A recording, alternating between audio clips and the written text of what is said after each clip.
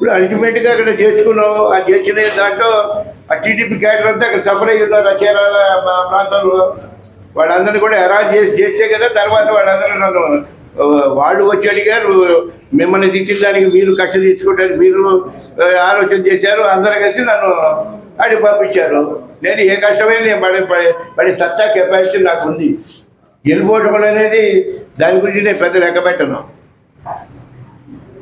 నీకు మనం ఎంత ఇది చేసుకుంటే 23 సీట్లు ఎందుకు కన్ఫర్మ్ అయ్యారు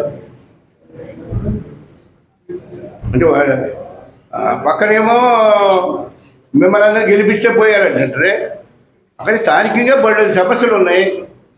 సమస్యలు పరిష్కారం చేయాలి. నాకు అందరూ నాకు చాలా అన్ని పార్టీలో కూడా నాకు సపోర్ట్ చేశారు. అప్పుడు వాళ్ళ న్యాయం చేయాల్సిన బాధ్యత నాకు ఉంది. నేను అందుకనే వాళ్ళందరితో మాట్లాడే ఒక డెసిషన్ తీసుకున్నాను. నీ